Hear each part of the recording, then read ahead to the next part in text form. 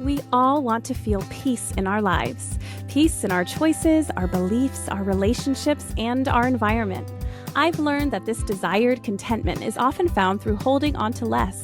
When we pare down what we own, what we consume, and what we value, we're left with what's intentional, a personalized curation of what is important and true and useful to us.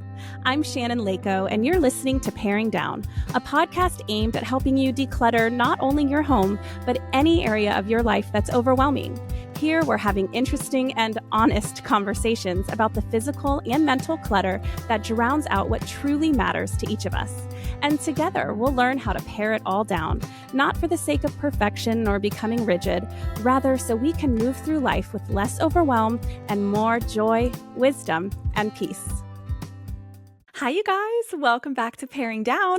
I'm Shannon, and I hope that you are having a wonderful summer. Before we dive into today's episode, which is all about those things that feel illegal to get rid of, I wanted to just make a little request that if you haven't yet and have a second or could create yourself a second to leave a review for this podcast, that would mean so much to me. If you're listening on Apple, you can just go right now and look at, scroll down until you see the reviews and you'll see a little 5 stars. You can push the 5th star to the right to leave a 5-star review. If you're not going to leave a 5-star review, just ignore me here. Don't leave a review. I mean, listen, I want honest feedback for sure, but email me that honest feedback. Don't scare people away from the podcast, paringdownpodcast@gmail.com.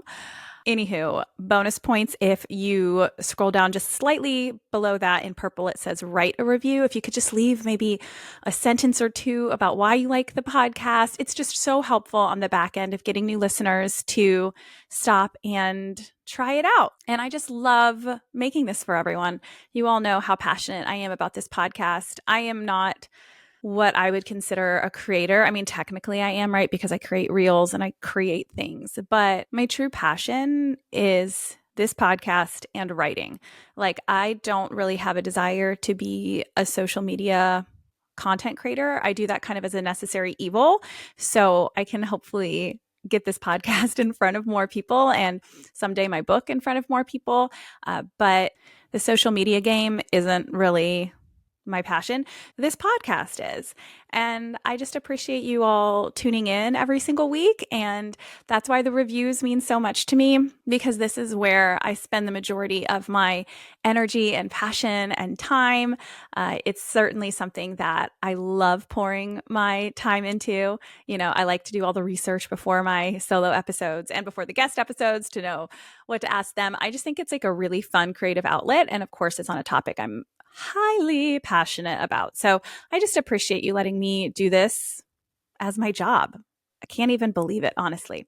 So anyways, I wanted to remind you about doing one of those reviews if you haven't yet. I still love you, even if you don't or you forget, okay? All right, but today we are talking about things that feel illegal to declutter. I don't know if you guys have seen some of those funny reels where people are like, why does it feel so illegal to, declutter a pack of cards or whatever it might be? And it's true. There's certain things that just feel like it's wrong. There's a little voice on our shoulder that's like, you wouldn't dare. And so let's talk through some of the reasons things feel illegal to declutter and what we can tell ourselves to get past that hurdle. Because there's a lot of freedom on the other side of letting our items go. On the metaphor of jail, it actually should feel more illegal to hold on to all this stuff because it puts us in jail in our own houses. We are bogged down by all of the stuff that's telling us what we need to do with it and hanging over our heads and making our closets feel exhausting and giving us decision fatigue. Our houses can kind of feel like this jail because it's we can never keep up with with how we can keep it calm. It just feels like there's always so much housework to do. And so much of that is a reflection of just having too much stuff. So my hot take is that keeping the clutter feels illegal and I am behind bars in my own home. All right, maybe that was a stretch, but thanks for going there with me. First type of item that feels illegal to declutter are sentimental but random objects. I'm talking about things like wedding favors from other people's weddings, like koozies, that sort of thing. Maybe your kids' hospital bracelets or ultrasound photos, even though they're now teenagers. Maybe birthday cards that really just say happy birthday and there's no personal message. Maybe dried up flowers from, I don't know, prom or even your wedding. Like these things are sentimental. They're not the kind of sentimental where, someone has passed away that you loved, right? Like they're not deeply emotional sentimental items, but you're kind of like, oh my gosh, I don't want my friends to be mad at me for throwing away their wedding koozie. Or, like I love my kids. I want to keep their hospital bracelets and ultrasound photos, which fine, keep one ultrasound photo. Why do we all have the long, they come in the big long thing that has like 6 photos on it? Like cut one out and frame it. That's, my take on it. You don't have to keep the hospital bracelets to prove your child was born. They have a birth certificate. And I know it's like cute and small or whatever, but if you want to put that in your sentimental bin, that's fine. But it's not illegal to get rid of that. Okay. It's really going to be okay. That's kind of the message of today's episode. I just want you to know it's really going to be okay. If you take anything away from listening to today, next time you're decluttering or you see something that feels illegal to declutter, I just want you to hear my voice being like, it's really going to be okay. Birthday cards are interesting. So what I do with birthday cards is if it has the signature and words from someone who's really important to me or I know would be important to my children, I keep it. But then I don't keep all of them. So my kids, if their grandparents sent them a birthday card, I want them to someday have like proof, right? There's something about handwriting that's like, this person was here. They put this pen to paper, and that feels really intimate and concrete. And I really love that. Like I've kept the cards my mom sent me before she passed away. Like when I was in college, she would send me cards to encourage me, that kind of thing. And I'm so glad I have those because it really feels like she's here. And so I want to do that for my kids. So I have a birthday card holder organizer thing. Actually, I can link it in the show notes for you. That's easy to do.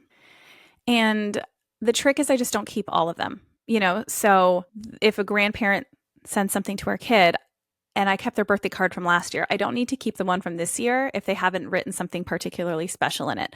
I just don't need to keep all of them. So just remember, it's not illegal to throw out birthday cards or nice cards from people if you're never really going to read them again, right? Like I just had a lovely podcast guest send me a thank you card for coming on the podcast. It was really thoughtful. It wasn't just like a one-liner, thanks for having me on the podcast kind of a thing, which is great too. It's amazing to get a thank you card. But it was thought out and very, very sweet. I'm not going to keep it though. I let that moment sink in. I felt the gratitude for that, but I don't need that to be a sentimental item for me.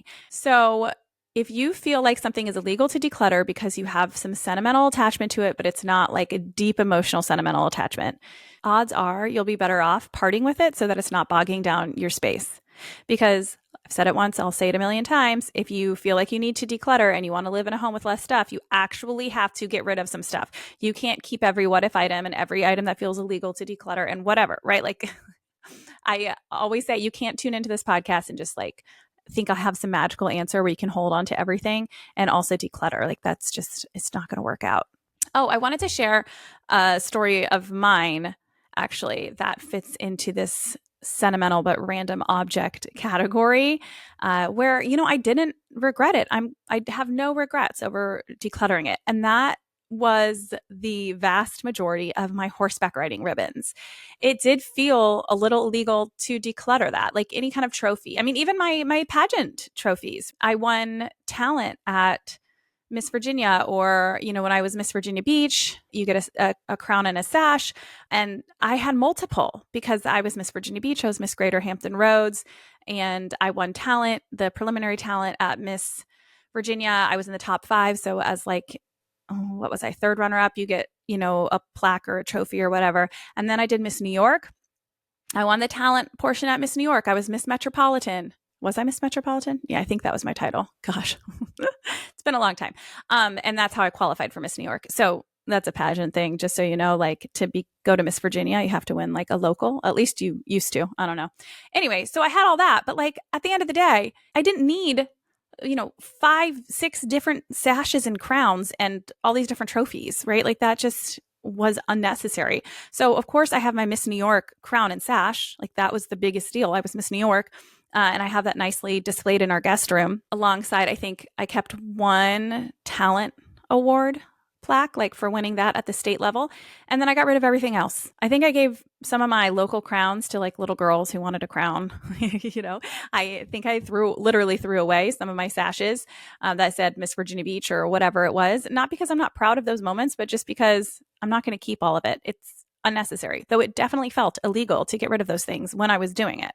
And so the horseback riding ribbons, to go back to that, these things that are awards, right? Awards feel hard to get rid of.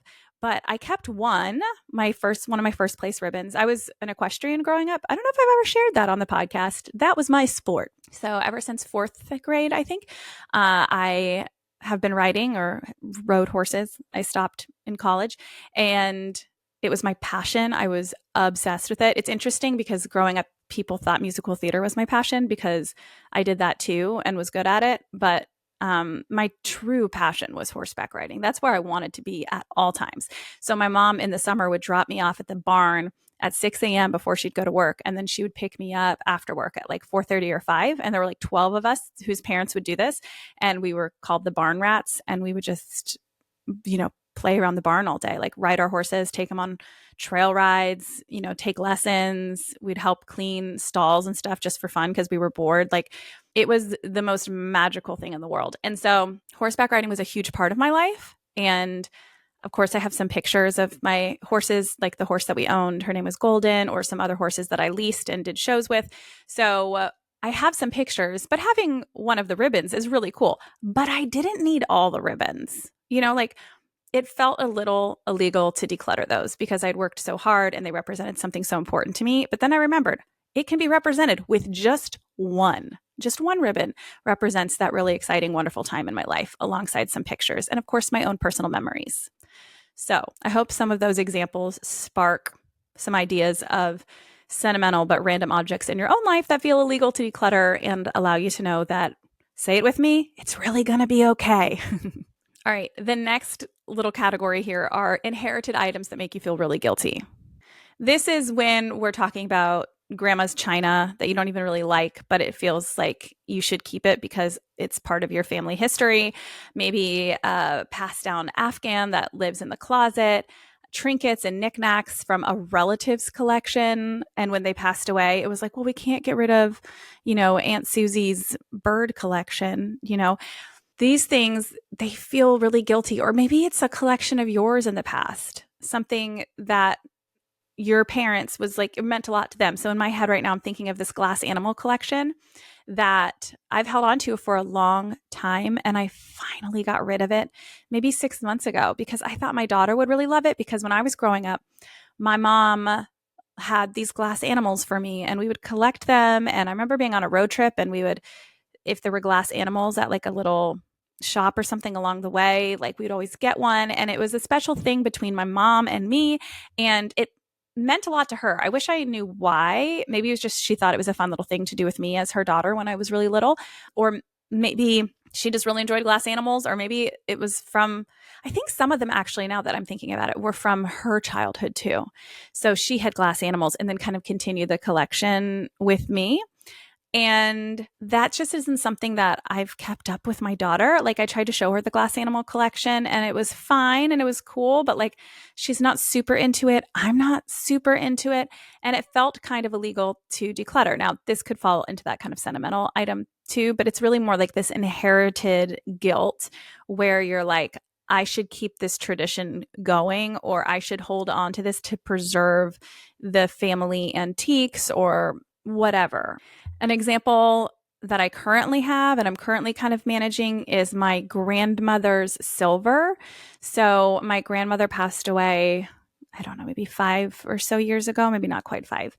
And my aunt sent us a bunch of silver. There are 1 or 2 pieces that have the receipt that like tells you how much it's worth, and they're actually like legit.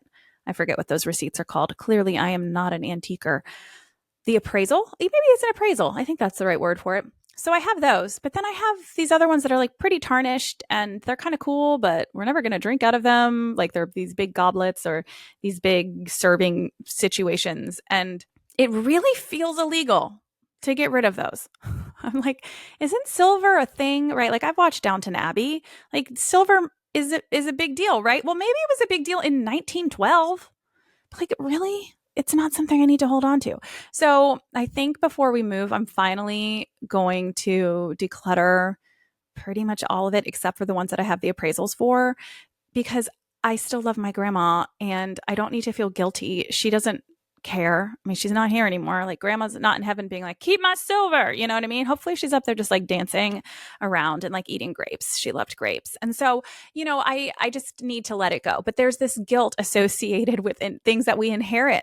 And so that feels super, super illegal to let it go. But it's not. You can honor the history of your family and the people who came before you without keeping all of this stuff. You can keep one piece of silver. I mean, I think that's actually coming up as a theme in today's. It's like whether it's sentimental or inherited guilt or whatever it is, just keep one. Keep one of the tea sets. I actually also inherited a bunch of like really cute teacups from my mom that I think were her mom's too.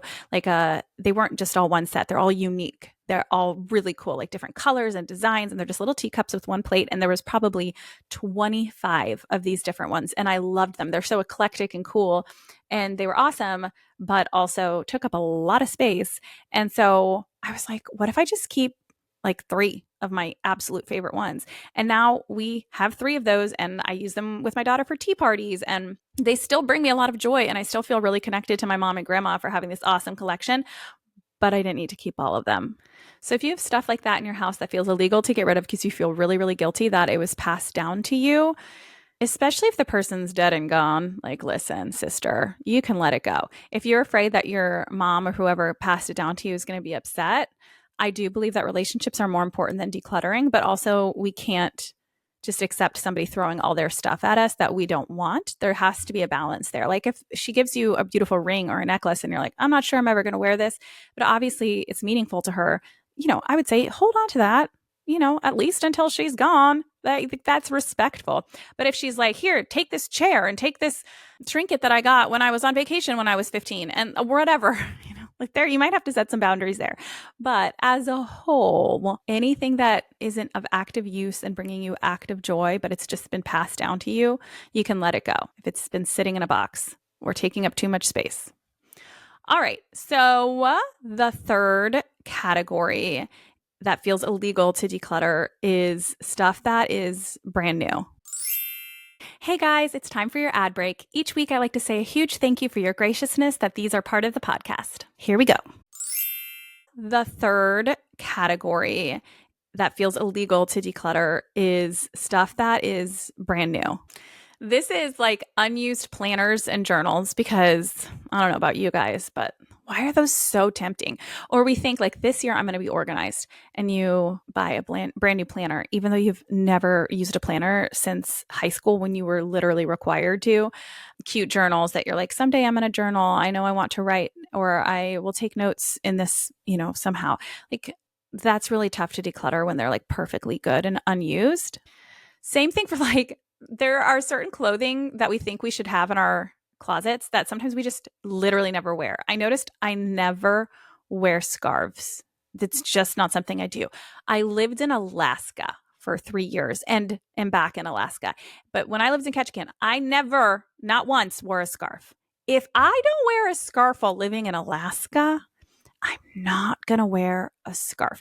I did wear a scarf when I lived in New York City because you have to walk everywhere. And so your neck would legitimately be really, really cold. And so having a scarf mattered, but I'm not living in a walkable city. So the thing is that we get scarves as like gifts a lot. I feel like that's a very common gift because it's not overly expensive, but it can be nice. And then they sit in our closet and are brand new. And so they feel very illegal to get rid of, but you're like, I never wear scarves. Is this too obscure and specific? Is this just me? Do you guys wear scarves all the time?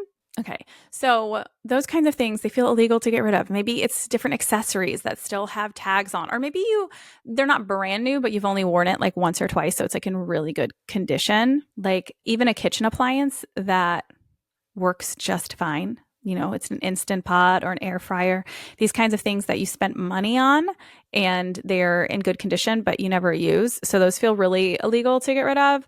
I'm not going to get into the whole money argument. I have a whole podcast episode of how to get past the feeling of wasting money while decluttering. That's not really my point here. It's more that it feels illegal because why would you get rid of like something good? Well, it's not really all that good if you're not using it, right? Like it's just not that useful. Something I have recently decided to declutter are 2 Kate Spade purses that feel illegal to declutter. They actually fall into 2 different categories.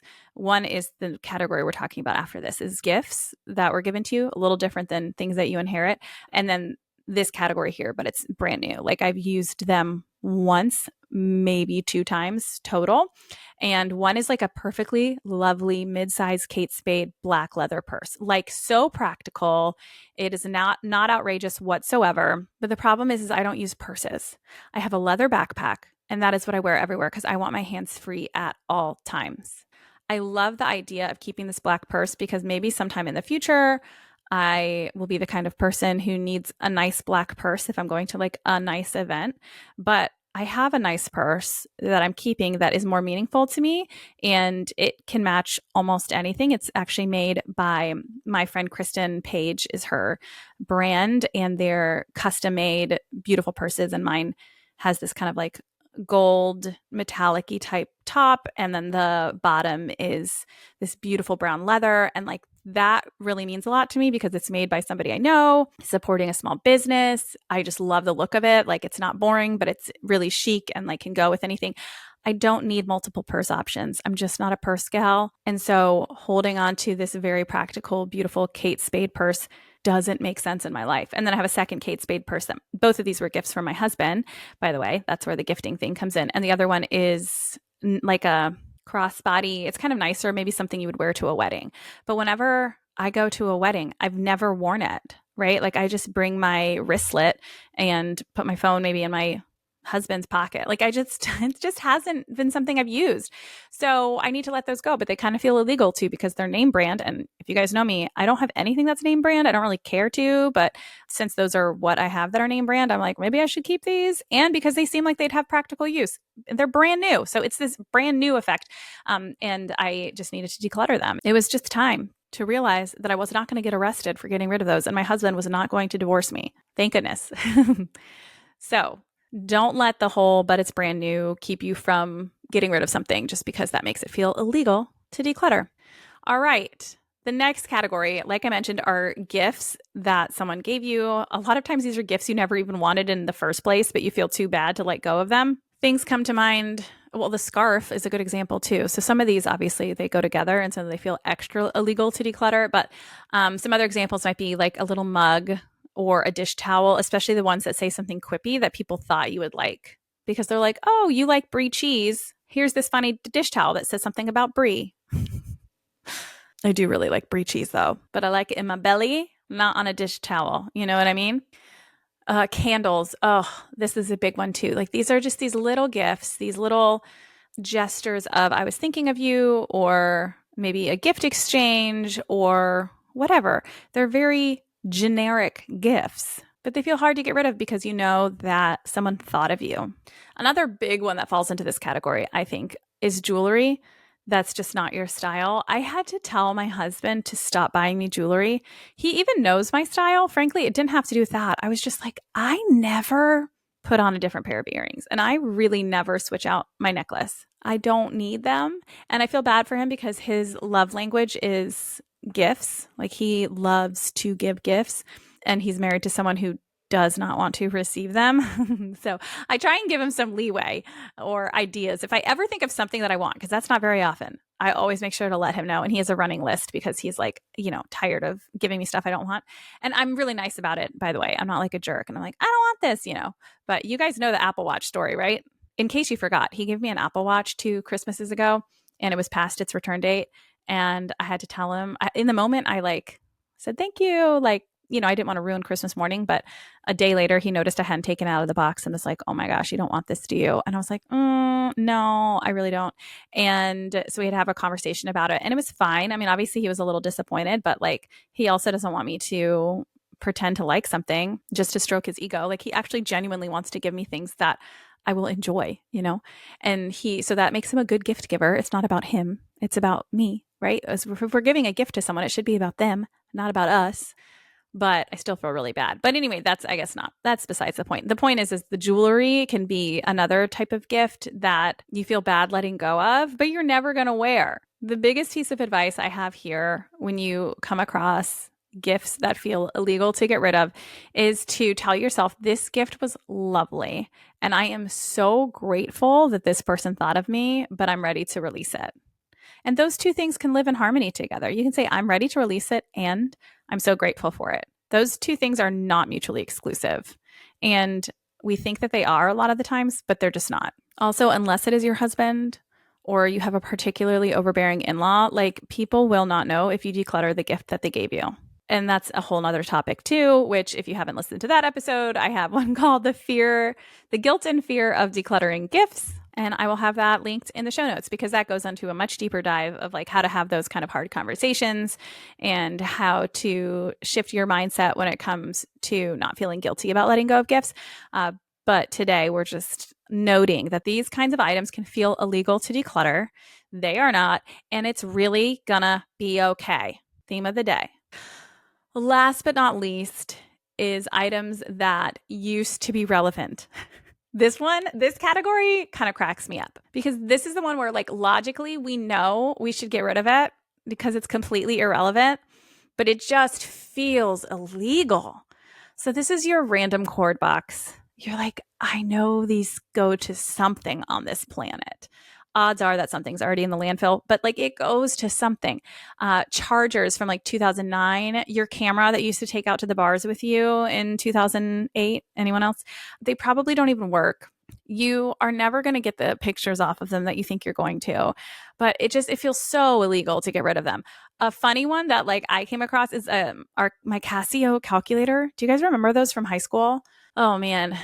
And you'd have to do all these like complex equations on them and stuff. I wish I remembered anything specific about it, but I pretty much blocked out math class as soon as I graduated, usually as soon as the test was taken, honestly. I would regurgitate information and then wipe it from my brain like a woman of true intellect. And all I remember, though, is that those Casio calculators cost an arm and a leg. And my parents were like, you do not lose this thing. And your teachers would be like, you do not lose this thing. Like it is essential. And so now I'm 36 years old and I'm like, should I keep my Casio calculator?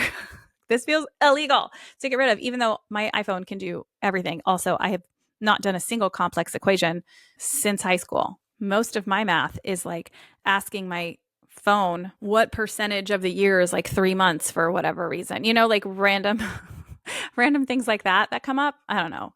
That's a bad example, but you know how we all are like, oh, what's this percentage of this or whatever? I mean, like that, just use your phone for that. I don't need a Casio calculator, Now, it is fun to hold on to some things just to show your kids like you have a museum. I'm not against that. Okay. You guys know I'm not a strict minimalist. Do I still have a CD player, like a handheld with, the headphones? Yeah, of course I do. Do I still have Britney Spears and NSYNC's first CDs? I 100% do. Like my children need to know I was alive during that time frame and also take that to show and tell, or their grandkids can take it to show and tell. See, I'm not a staunch minimalist. Guys, I have one small sentimental box for myself, and some of those items are included in there, but I let go of the Casio calculator, FYI.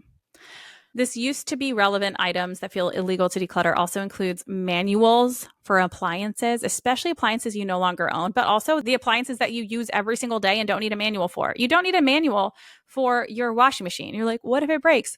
Google it. Call the washing machine guy. Like, I promise it's going to be okay. I've never used a manual. Your Instant Pot, your blender, your treadmill. It's not illegal to get rid of these manuals. I promise you they're all online. It's a beautiful world we live in with the internet. Actually, I hate the internet. I think the internet has ruined everything. I'm kind of, bitter about the internet currently. I know that might sound bizarre since I have a lot of followers on Instagram, but I would happily turn in all my followers if we could just shut off social media. Like, let's just shut it down. I think it is literally the root of all evil in our world currently. Like everyone's like, why is there so much civil unrest? I'm like, well, it all started when Instagram started really taking off and Facebook in, 2010, 2010 to 2012, and it really ramped up. And everyone was like, why is 2016 the most volatile election ever? I mean, there's a couple reasons for that, but a big one is it's the first one where everyone was online. And it's only gotten worse since then. I'm really going on a rant here. I mean, there's a lot of good, I guess, that can happen from the internet as well, but I think I'm tired. I'm just tired. All right, I'm just going to tell you why. It's because I had a reel go viral on Facebook, which is where you don't want reels to go viral. If they go viral on Instagram, great. Facebook, people are just so angry on that platform. I don't understand why. I don't know if it's because it's an older crowd and they don't understand like the echo chamber effect of the internet because it wasn't a major part of their life. And I don't know.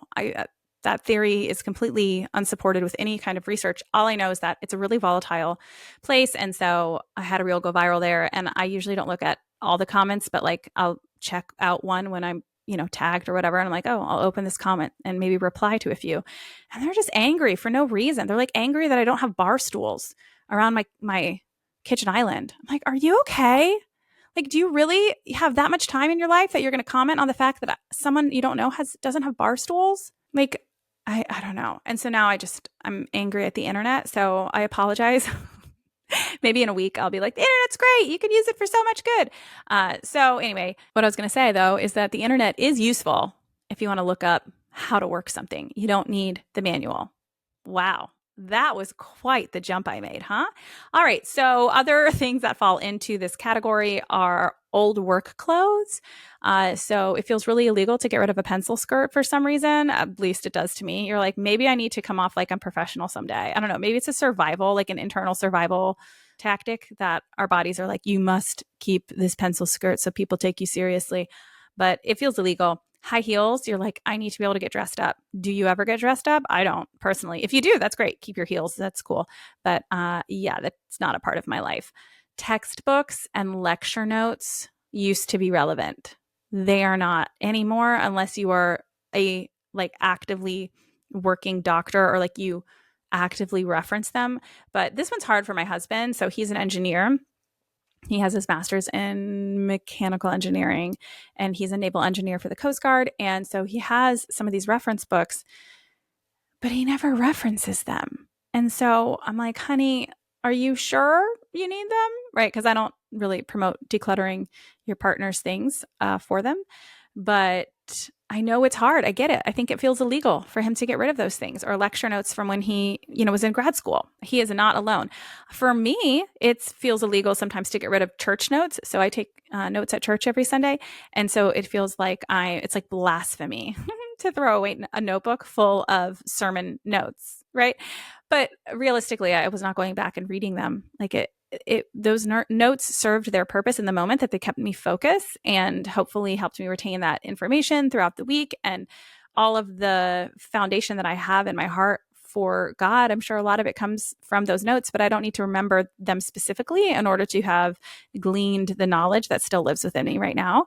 But it definitely feels illegal to throw those out. So I'm going to say it to myself. It's really going to be okay. Let's keep our belongings to what is relevant to our lives currently, instead of clinging to what used to be really important to hold on to in the past.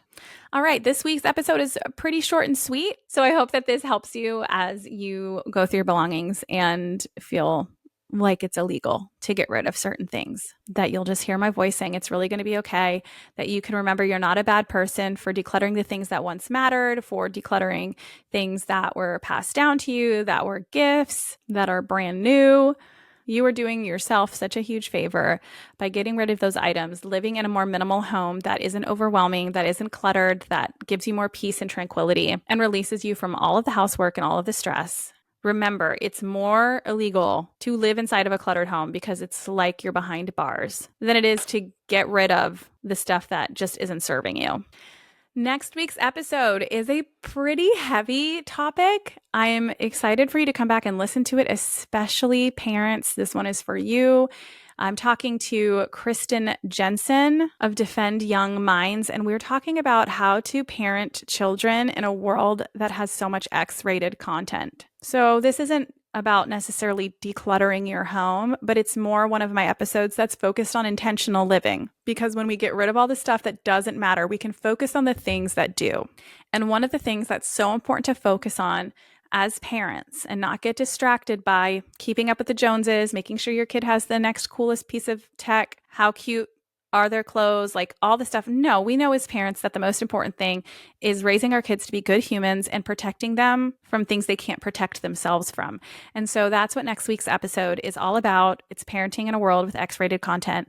I think that you'll find it to be more hopeful than maybe it sounds. It'll be less scary, but also really a powerful conversation that could change the way you think about a couple things. So that's next week, and I will see you then. You just listened to an episode of Paring Down with me, Shannon Leyko. If you enjoyed the show, it would mean the world if you can leave a review wherever you listen and share this episode with a friend. Those reviews really are what keeps a podcast on its feet for the long haul, and I will read every single one with a huge smile on my face. So thank you ahead of time. If you're watching on YouTube, don't forget to hit subscribe. Also, be sure to follow along on Instagram at paring_down, where I offer lots of tips and inspiration for paring down, along with what's new here on the podcast. Till next time.